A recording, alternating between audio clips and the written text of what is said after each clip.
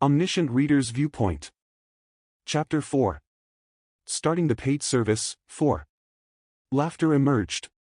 I had to clear my eyes and look again to see if it was a lie. The file extension was txt. Then this person, the giftee, sent me was a copy of his novel. You have obtained an exclusive attribute. The exclusive skill slot has been activated. I heard a message in my ear after running the file. It wasn't surprising if the world had changed into Ways of Survival. All survivors of Ways of Survival had exclusive attribute and skills. I quietly said attribute window in my mind.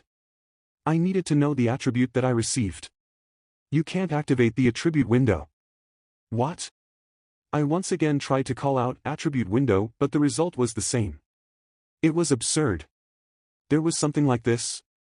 If I couldn't use the attributes window, I couldn't know what attributes or skills I have. Knowing oneself and one enemies meant being invincible. But this was a situation where I didn't even know myself, let alone the enemy. After staring into space for a while, I gave up and decided to read the text that the author gave me. Your reading speed has increased due to the effect of the exclusive attribute.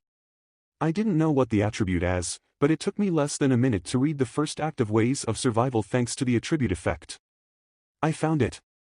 The place where my fingers stopped was the beginning of the work, where the main character was doing some action in the train. Scene. He saw people gathered at the back door of the 3707 carriage. The wheel of the tightly held lighter was cold. In this life, he absolutely couldn't make a mistake. He would use any means for his purpose. The expression of fear on the people's faces.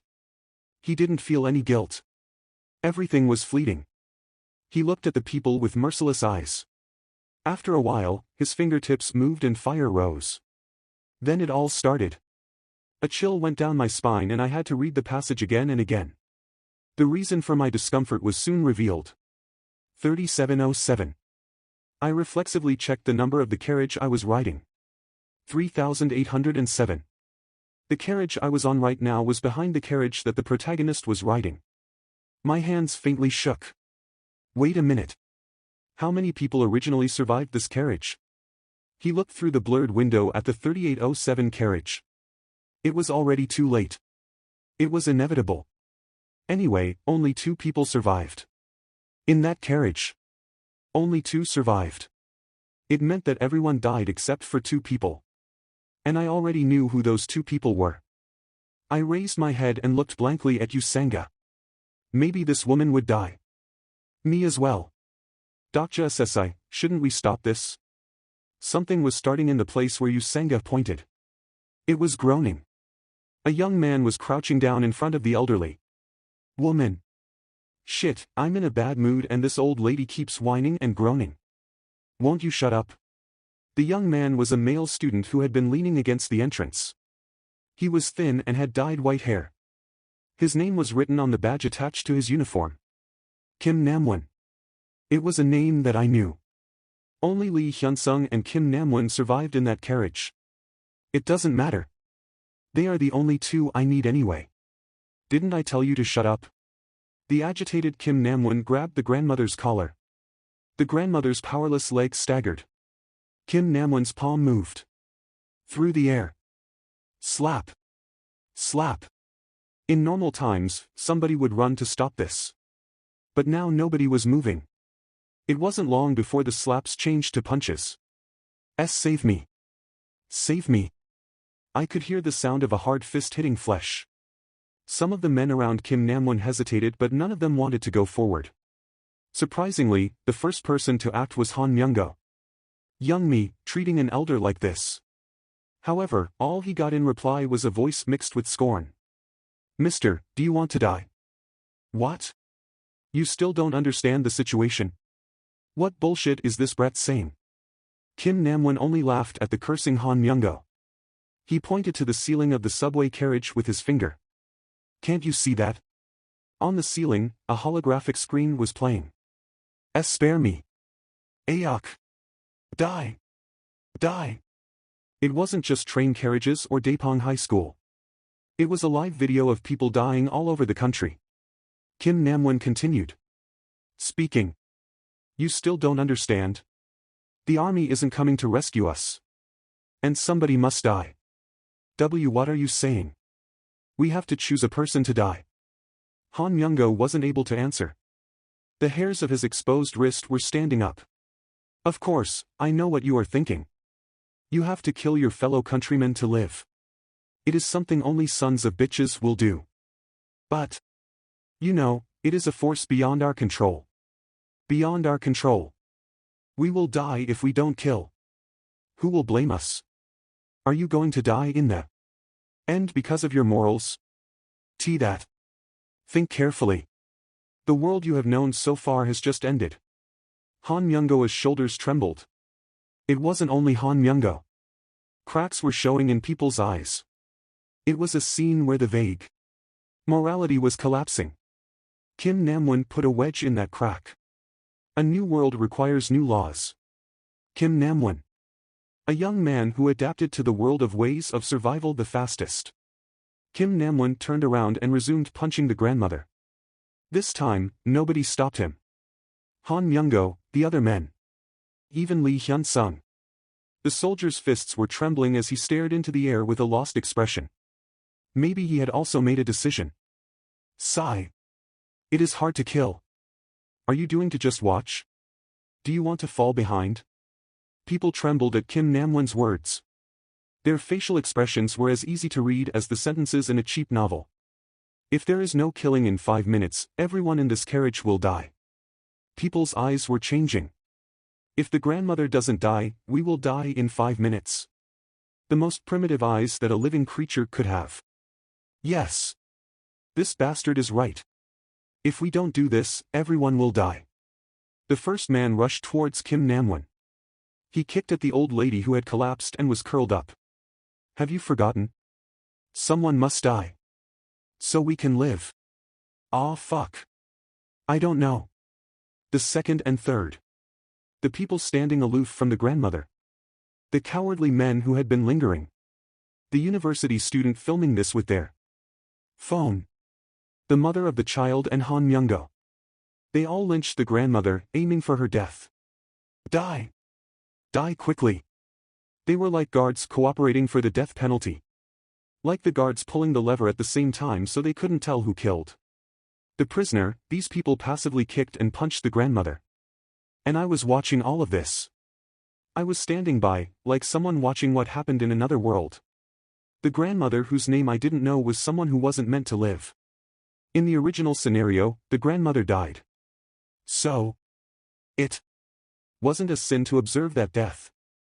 At that moment, Yu Sanga got up. You will be killed. I reflexively grabbed her. I told you not to move. The arm I was holding was shaking. Yu Sanga made tight fists in an attempt to hide her trembling. I know. Yu Sanga-SSI will die if you go now. Yu Sanga's eyes were shaking with fear. Even so, I realized it. Despite the genre of the story changing, some people still shone brightly. Yu Sanga-SSI. Sit down. However, the person who could change this story wasn't Yu Sanga. Yu Sanga wasn't the protagonist of this world. But do as I say, just this once. I won't interfere after that. After forcibly putting Yu Sanga back in her seat, I took a deep breath and turned around. I straightened my back and shook as I breathed. Out. I slowly loosened my ankles and wrist. In fact, it was a little early to come forward. This wasn't my plan originally. Dokja Sesai. I didn't answer her call as I looked at the people. The people intent on assaulting the grandmother. I wasn't still because I was afraid or Kim Nam-won and the people, nor did I consent to their inhumanity. I was just waiting. It was for the moment I had to move. Thus. Kwon. Right now. Ack. What? An explosion filled my ears and the train shook. People cried out. Smoke rose from the front right corner of this carriage. It had started. He had moved. I kicked off from the ground as hard as I could with my right foot. I passed by the people screaming and sitting down towards the grandmother. What? Yuck. Kim Nam-won collided with me and fell to the ground with a scream. At first glance, it seemed like I was saving the grandmother, but that wasn't what I was aiming for. Where was it? I looked around quickly. Somebody had fallen towards the grandmother due to the explosion. It was a kid crying in the middle of this hell. The kid who was holding the insect collecting net before. Excuse me a moment.